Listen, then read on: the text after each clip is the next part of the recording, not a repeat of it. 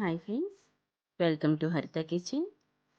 ఈరోజు వచ్చి ఉసిరికాయ పచ్చడి పెడుతున్నామండి.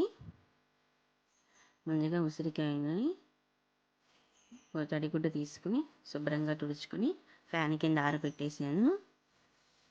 స్టవ్ మీద ప్యాన్ పెట్టుకుని ఆయిల్ కాగిన తర్వాత కొంచెం కొంచెం ఉసిరికాయలని ఇలా వేపేసుకుని పక్కన పెట్టేసుకోవాలి. మరో ప్యాన్ పెట్టుకుని ఒక 50 గ్రాముల మెంతులు వేస్తున్నానండి.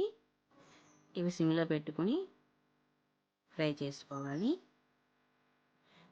ఇలా కలుపుకుంటూ ఉంటే అన్నీ ఒకేలాగా వేగుతాయండి. చూస్తున్నారు కదా, ఇలాగ కలర్ చేంజ్ అవ్వగానే ప్లేట్లో పెట్టేసుకుందాం. ఈ ఆవాలు అవసరం లేదండి, పచ్చడి ఆవాలు. ఇలాగ మెంతి పిండిని మిక్సీ పట్టుకొని పక్కన పెట్టుకోవాలి. అదే ప్యాన్లో ఇంగువను కూడా వేపుకోవాలి. ఇప్పుడు మనం ఉసిరికాయలు వేపుకున్నాం కదా, ఇందులో 2 గ్లాసులు కారం, అలాగే 1½ గ్లాస్ సాల్ట్, 1½ గ్లాస్ ఆవు పిండి,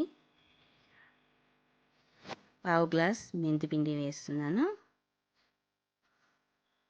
అలాగే ఇంగువను వేపాం కదా, అది కూడా ఈ ఆవు పిండితో పాటు వేసుకుని మిక్సీ కొట్టేసుకున్నానండి.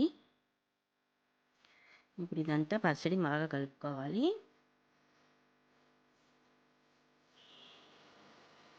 ఆల్రెడీ మనం కాచి పక్కన పెట్టుకున్నాం కదా, ఉసిరికాయలు వేపి ఆయిల్ వేసేసుకున్నాం అండి.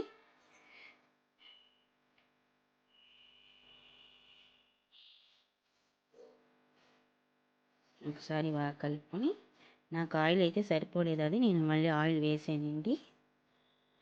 ఆయిల్ కాచి మళ్ళీ అది కూడా వేసాను ఇందులో, కొంచెం చల్లారి పెట్టుకుని.